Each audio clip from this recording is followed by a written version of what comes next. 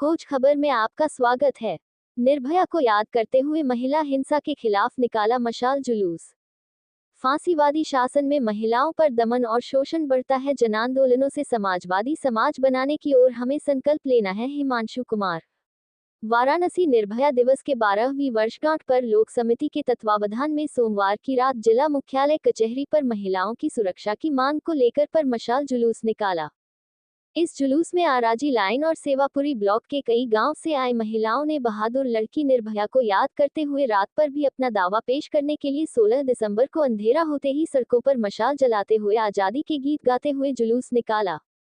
जुलूस का नारा था, दिन है मेरा, रात भी मेरी, प्रकृति की हर रंगत मेरी। मशाल जुलूस शास्त्री घाट वरुणा पुल से प्रारंभ होकर गोलघर कचहरी होते हुए अंबेडकर पार्क तक पहुंचे, जहां लोगों ने अंबेडकर प्रतिमा के सामने दीप जलाकर महिलाओं की सुरक्षा और संविधान रक्षा का संकल्प लिया। जुलूस के पूर्व न्याय के दीप जलाएं सत्याग्रह स्थल पर जनसभा का आयोजन किया गया। जुलूस का नेतृत्व करते हुए महिला चेतना समिति की संयोजिका रंजू सिंह ने कहा कि अक्सर महिलाओं पर हो रही हिंसा के लिए महिलाओं को ही दोषी ठहराया जाता है।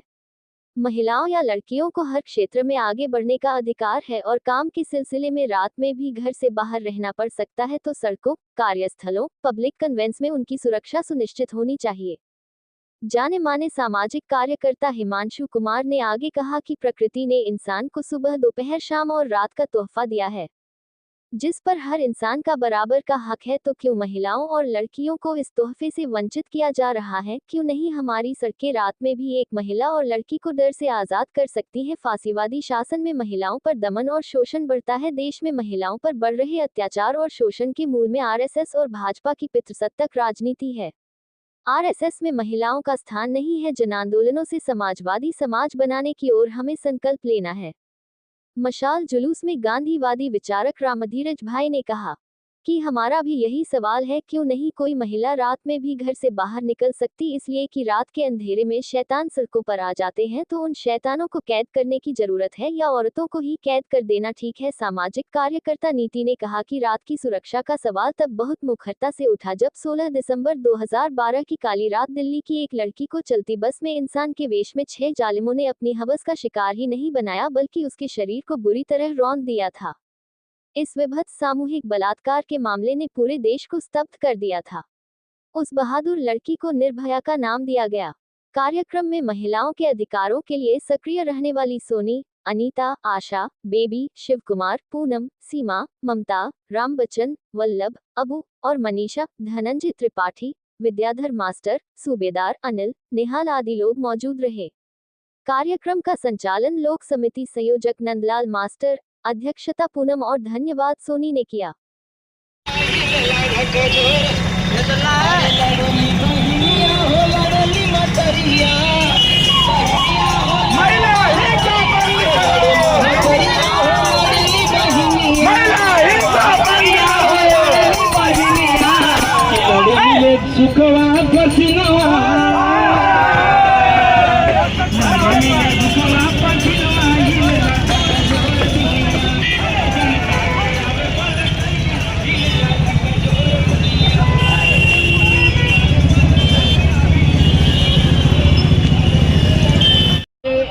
जब भारतीय जनता पार्टी खास तौर से सत्ता में आई है, उसके बाद महिलाओं के ऊपर यौनिक हमले और ज़्यादा बढ़े हैं। मेरी एक स्टूडेंट सोनी सोरी, जो एक सरकारी टीचर थी छत्तीसगढ़ में, उसने जब आदिवासियों के अधिकारों की मांग उठाई तो उसको थाने में ले जाकर निवस्त्र करके उसके गुप्तांगों में एसपी ने पत्थर भरवा दिए थे और 13 साल तक सुप्रीम कोर्ट में मामला चला और उसके बाद सुप्रीम कोर्ट ने वो मामला डिसमिस कर दिया। कोई किसी को FIR नहीं, किसी को सजा नहीं। लेकिन इसी के साथ साथ देश भर में जो सत्ताधारी दल है भाजपा, उसके लोगों द्वारा बलात्कार किया जाना और बलात्कारियों को बचाया जाना, ये एक नया ट्रेंड देश में आया है।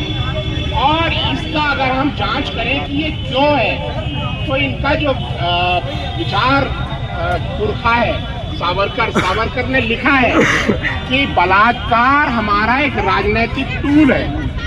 और उसने शिवाजी की आलोचना की सावरकर ने कि शिवाजी ने वो मुस्लिम महिला को ससम्मान वापस क्यों कर दिया था कि शिवाजी ने गलत किया। तो बलात्कार इनका भाजपा आरएसएस विश्व हिंदू परिषद का, इनका हिंदू महासभा का, इनका विचार है कि हमको महिलाओं से बलात्कार करना चाहिए, क्योंकि ये कहते हैं हमको एक मजबूत राष्ट्रवाद चाहिए और राष्ट्रवाद में किसी का कमजोर होना जरूरी है और दुश्मन होना जरूरी है। तो महिला कमजोर है तो महिला के ऊपर हम अपनी मर्दानगी दिखाएंगे। तो ये इनकी विचारधारा है, बलात्कार करना इनकी विचारधारा है।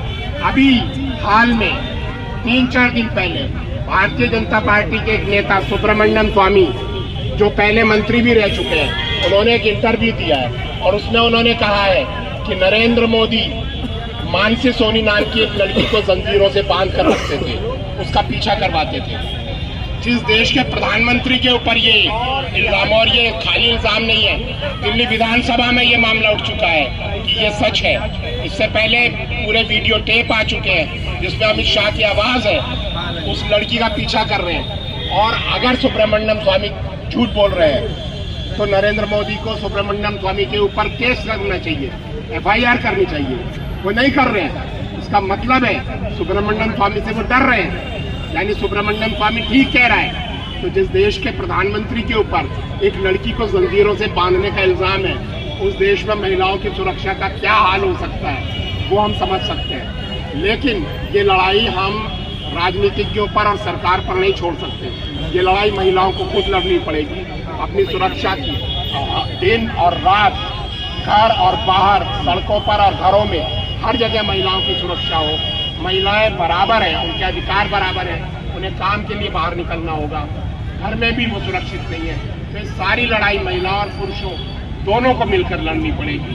खाली महिला की भी लड़ाई नहीं है, पुरुषों की भी लड़ाई है कि कैसे उनके रहते हुए महिलाएं खुद को सुरक्षित महसूस करें और ये एक सुरक्षित समाज बन सके महिलाओं के लिए। बस मुझे यही कहना है। बहुत बहुत अभी कार्यक्रम हम लोग यही समाप्त करते हैं। मेरा नाम नंदलाल मास्टर है, मैं लोक समिति का संयोजक हूँ। आज 16 दिसंबर को निर्भया दिवस के 12वीं वर्षी के वर्षगांठ पर हम सारे सिविल सोसाइटी के लोग निर्भया की याद में महिला हिंसा के खिलाफ एक मशाल जुलूस का आयोजन किए गए हैं। यह मशाल जुलूस शास्त्री घाट से शुरू होकर के गोलघर कचहरी होते हुए अंबेडकर पार्क तक निकाली गई है। आज इस जनसभा के माध्यम से हम लोग सरकार से यह मांग करते हैं कि आज़ादी के 75 साल के बाद भी आज हमारे समाज में महिलाएं, लड़कियां सुरक्षित नहीं हैं। आए दिन उनके साथ छेड़खानी, मारपीट और बलात्कार जैसी जिगन घटनाएं होती रहती है और हमारा कानून हाथ पर हाथ बैठ करके देखता रहता है और हमारा समाज भी तमाशा देखता रहता है। हम समाज के लोगों से भी अपील करते हैं कि आधी रातें, आधी सड़कें उनके लिए सुरक्षित किया जाए, वो भी रात को सुरक्षित तरीके से बाहर निकल सके।